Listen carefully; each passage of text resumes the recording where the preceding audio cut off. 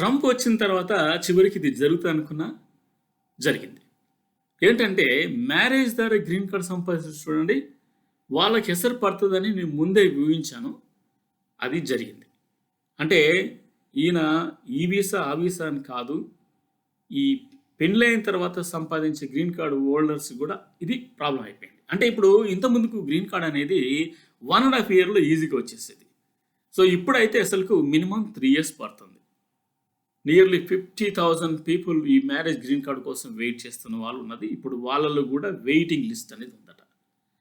అంటే చూడండి, ట్రంప్ వచ్చిన తర్వాత మార్పులు అనేటివి మీరందరూ చూస్తున్నారు. ఇక నేను ఆ మార్పుల గురించి నేనేమి వివరించట్లేదు. ఈరోజు మీ ముందుకు రావడానికి కారణము ఈ మ్యారేజ్ ద్వారా గ్రీన్ కార్డు అప్లై చేసే వాళ్ళకు కొన్ని సూచనలు నాకు దొరికాయి. అంటే మా కొంచెం ఫ్యూ బ్లాక్స్ అవే మా ఇంటికి దూరంలో ఒక కేరళ అమ్మాయి, అంటే తెలుగు వచ్చావిడకి, అంటే వాళ్ళ తల్లిదండ్రులు మన తెలుగు వాళ్ళు, కానీ ఆంధ్రలో అది కేరళలో వాళ్ళు జాబ్ చేయటం వల్ల ఈ అమ్మాయి అక్కడే పుట్టింది.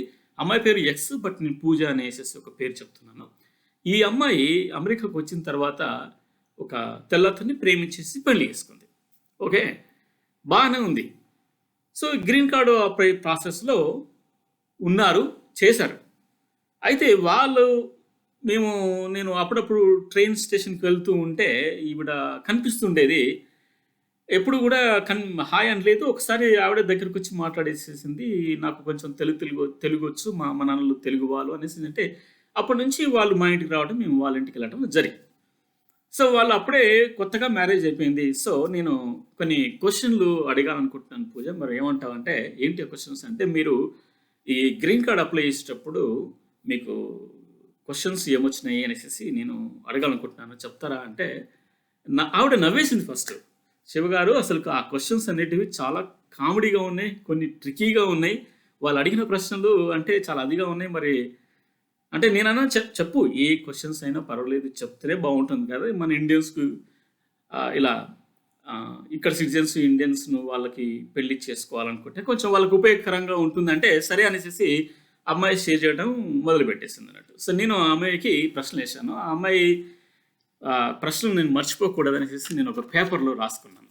సో అది అంటే ఈ ప్రశ్నలో అందరికీ అడుగుతారనేసి నేను అనుకోను, కానీ ట్రంప్ వచ్చేసిన తర్వాత మాత్రం చాలా స్ట్రిక్ట్ అయిపోయింది. ఎందుకంటే ఫేక్ మ్యారేజ్లు బాగా అవుతున్నాయి కదా. ఈ ఫేక్ మ్యారేజ్ వల్ల ఎట్లా తయారైపోయిందంటే, ఇక తల్లదన్నేవాడు అంటే ఏదో అంటారు శాస్త్రం చూడండి, తనదన్నేవాడు అంటే తల్లదన్నేవాడు ఉంటాడు అనేసి. వీళ్ళు చేసే ఫేక్ మ్యారేజెస్ వలన ఈ USCIS వాళ్ళు, ఇమిగ్రేషన్ వాళ్ళు ఇంకా స్ట్రిక్ట్ అయిపోయి వాళ్ళు ఇంకా వెరైటీ ఆఫ్ క్వశ్చన్స్ చేస్తున్నారు. ఎందుకంటే ఇప్పుడు ఆ క్వశ్చన్స్ వీళ్ళని అడిగినట్టు ఆ క్వశ్చన్స్ మీ ముందు ఉంచుతాను, వినండి. ఒకటి, ఉదయాన్నే ఎవరు లేస్తున్నారు, మీరా మీ ఆయన? లేవగానే కాఫీ ఎవరు తయారు చేసి తీసుకొచ్చి ఇస్తున్నారు, అది మీ ఆయన మీరా? అంటే నేను ఈ అమ్మాయికి అడిగిన ప్రశ్నలు, వాళ్ళ హస్బెండ్ నేను ఏం అడగలేదు, ఈ అమ్మాయిని అడిగిన ప్రశ్నలు. ఓకే, నెక్స్ట్, మీ ఆయన నువ్వు ఏమని పిలుస్తావు? పెట్ నేమ్ ఉంటుంది కదా, ఆ పెట్ నేమ్ ఏంటి అనేసి. ఇంకొక విచిత్రమైన ప్రశ్న ఏంటంటే, మీరు ఇప్పుడే పిల్లలు కాకుండా ఏమైనా మీరు ప్రయత్నాలు చేస్తున్నారా అనేసి ప్రశ్న వేశారు అన్నట్టు. ఈ అమ్మాయి ఇక విపరీతంగా నవ్వుతూ ఈ క్వశ్చన్ చెప్పింది. ఇక నవ్వడం అంటే ఇక మరి అనుకుంటాం కదా. సో పిల్లలు పుట్టకుండా మీరు ఏమి వాడుతున్నారు, వాటి పేర్లు ఏమని అడిగారట. I have no idea. పిల్లలు పుట్టకుండా అంటే ఈ అమ్మాయి చెప్పేసేసింది, మేము నిరోధులు వాడతామని చెప్పేసిందట అమ్మాయి. సో ఆ నిరోధుల పేర్లు ఏంటని అడిగారట. ఇక చూసుకో, ఈ అమ్మాయి ఏమో నవ్వుతూ ఒకసారి చూసింది, పేరు చెప్పేసింది. ఓకే, అంటే నాతో చెప్పడానికి అమ్మాయి చాలా సిగ్గుపడింది, బట్ చెప్పేసింది అనుకోండి. ఇంకొక ప్రశ్న ఏంటంటే, మీరు వారానికి ఎన్నిసార్లు కలుస్తారనేసి. వీళ్ళు దుంపల దగ్గర వీళ్ళు విచిత్రమైన ప్రశ్నలు వేస్తున్నారట. ఇంకోటి ఏంటంటే, ఇద్దరు కలిసి రీసెంట్గా మీరేమన్నా ఫన్ యాక్టివిటీ చేశారా, చేస్తే అవి ఏంటివి? మీరు కామన్గా ఇద్దరు కలిసి ఏ రెస్టారెంట్కి వెళ్తారు, అది ఎక్కడ ఉంది? మీ ఇద్దరి మధ్యలో what are the memorable days that you never forget? ఇలాంటి క్వశ్చన్లు కూడా వాళ్ళు వేశారు. నెక్స్ట్, మీకు ఇద్దరు కలిసి బ్యాంక్ అకౌంట్లు ఉన్నాయా? అండ్ మీరు ఎవరెవరు ఏ బిల్లులు పే చేస్తారు? అంటే వాటరు, కరెంటు, మోర్గేజ్, ఈ బిల్లులు ఎవరెవరు పే చేస్తారు? ఇద్దరు కలిసి పే చేస్తారా, లేకపోతే ఒకరు పే చేస్తారా, షేర్ చేసుకున్నారా ఏంటి అనేసి. ఓకే, సో ఇలాంటి కొన్ని క్వశ్చన్లు వేశారట. అయితే ఈ క్వశ్చన్లో చాలా ఆంతర్యం ఉందండి అసలు. ఎందుకంటే చూడండి, సింపుల్గా వాళ్ళు ఈ క్వశ్చన్స్ అనుకోకండి, ఆ క్వశ్చన్స్ వెనకాల ఎంత వాళ్ళ సీక్రెట్ ఎజెండా అనేది చాలా ఉంది. ఫర్ ఎగ్జాంపుల్గా ఇద్దరు కలిసి మెమరబుల్ డేస్ అంటే ఈవిడ ఆన్సర్ ఒకటి చెప్తుంది, ఇప్పుడు ఆయన ఆన్సర్ ఒకటి చెప్తాడు. ఆ రెండు ఆన్సర్స్ మ్యాచ్ కావాలి. ఇప్పుడు ఫర్ ఎగ్జాంపుల్గా నిరోధులు వాడుతున్నారని చెప్పిన చూడండి, ఆ నిరోధు అనేది ఈవిడ ఒక పేరు చెప్పింది, అదే పేరు ఆయన కూడా చెప్పాలి. అంటే ఇద్దరిని సపరేట్ రూమ్లో పెట్టి ఇంటర్వ్యూ సేమ్ టైంన ఇంటర్వ్యూ చేస్తారంట ఇద్దరిని. వాళ్ళ నుంచి వీళ్ళు ఈ సెట్ ఆఫ్ క్వశ్చన్స్ వీళ్ళు ముందే తయారు చేసుకుని వెళ్ళారు. సో వాళ్ళని ఈ క్వశ్చన్స్ వేస్తారు అన్నట్టు. ఇద్దరి నుంచి కూడా ఒకటే సమాధానం రావాలి, వేరు సమాధానాలు రాకూడదు. సో ఇప్పుడు ఇద్దరు కలిసి ఒకే కాడ నివసిస్తున్నారా లేదా, అంటే ఇద్దరు కంబైన్డ్ అకౌంట్ ఉందా లేదా ఏంటంటే వీళ్ళిద్దరికి సంబంధించి బిల్లులు ఇద్దరి పేరు మీద వస్తున్నాయా, లేకపోతే ఎలా? ఇద్దరు కలిసి ఒకే కాడ నివసిస్తున్నారా లేదా? ఎందుకంటే ఇప్పుడు ఉద్యోగాల రీత్యా ఒకరు ఒక కాడ, ఇంకొకరు ఇంకో కాడ, ఒకరు ఒక రాష్ట్రంలో, ఇంకొకరు ఇంకో రాష్ట్రంలో ఉద్యోగాలు చేస్తుంటారు. మీరు పెళ్లి చేసుకున్నది కలిసి ఉండాలి కదా. ఉద్యోగాల రీత్యా మీరు అక్కడిక్కడ చేయడం అనేది వీళ్ళకి ఎందుకో ఈ ప్రశ్న ఎందుకు వేస్తున్నారో తెలియదు నాకు, కానీ వేశారు మొత్తానికైతే. సో వాళ్ళు ఏ రెస్టారెంట్కి వెళ్ళారని అడిగారు చూడండి. ఏ రెస్టారెంట్కి వెళ్తున్నామంటే ఏ రెస్టారెంట్కైనా వెళ్ళొచ్చు, రైట్?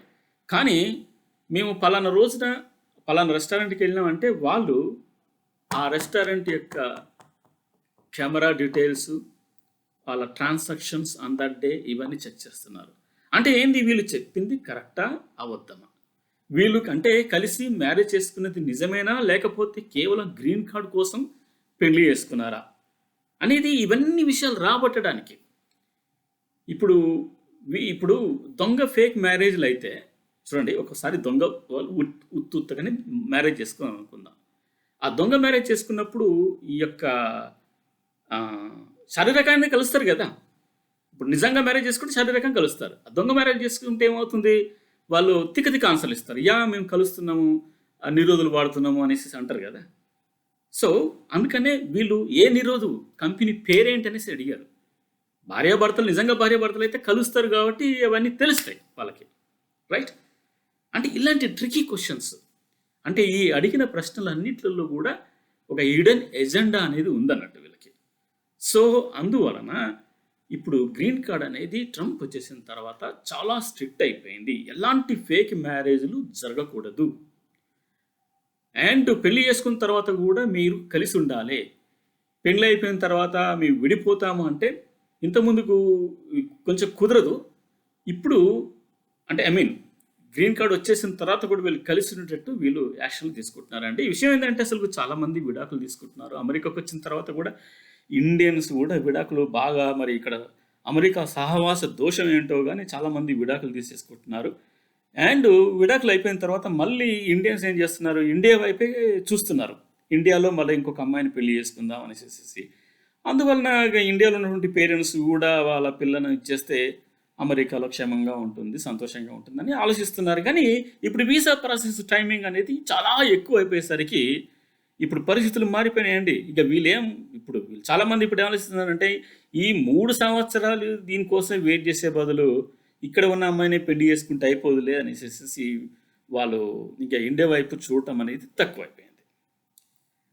సో అంటే ట్రంప్ ఈ H visa, J visa, F visa, ఈ ఇమిగ్రేషన్ ఉన్నటువంటి వీసాలన్నిటిపైన కూడా వాళ్ళు పెద్ద స్ట్రిక్ట్ అనేది బాగా చేశారు. ఇప్పుడు మ్యారేజ్ విషయంలో ఇంతమందికి ఈజీ అయ్యేది ఒకటి మ్యారేజ్ గ్రీన్ కార్డ్, ఇప్పుడు అది కూడా స్ట్రిక్ట్ చేసి ఉంచారు. సో కాబట్టి ఈ గ్రీన్ కార్డ్ అనేది ఇక కలగానే మిగిలిపోతుంది. ఎందుకంటే పెళ్లి చేసుకున్న తర్వాత కూడా దానికి ఇంటర్వ్యూలు పెట్టేసేసి ఇలాంటి ప్రశ్నలు వేసేసేసి, అంటే ఇప్పుడు ఒక టెక్స్ట్ బుక్ చదివి ఎగ్జామ్కి వెళ్తే ఆ టెక్స్ట్ బుక్స్లో క్వశ్చన్స్ వస్తే ఏదో ఒకటి రాసేసి పాస్ అవుతుంటా.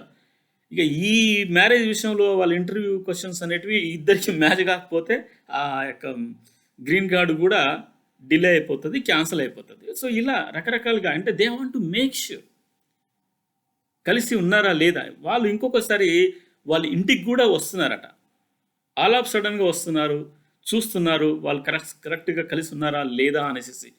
ఎంత నిఘా వేశారంటే ట్రంప్ ఇంతకుముందు ప్రెసిడెంట్ ఉన్నప్పుడు అప్పుడు స్టార్ట్ అయిన నిఘా అనేది ఇప్పుడు ఇంకా దానికి 10 రెట్టింపు అయిపోయి మొత్తానికైతే అన్ని విషయాలు చాలా స్ట్రిక్ట్ చేశారండి. సో ఇది ఈ మ్యారేజ్ గ్రీన్ కార్డ్ విషయం గురించి మీతో మీరు షేర్ చేసుకోవాలనుకుంటున్నాండి. అయితే ఇవే ప్రశ్నలు అందరికీ కొంచెం జాగ్రత్తగా ఉండండి. అంటే కొత్తగా ఇంటర్వ్యూకి అటెండ్ జెన్యున్గా ఉండండి, అది హానెస్ట్గా ఉండండి, అది ముఖ్యం. Thank you friends for watching this video.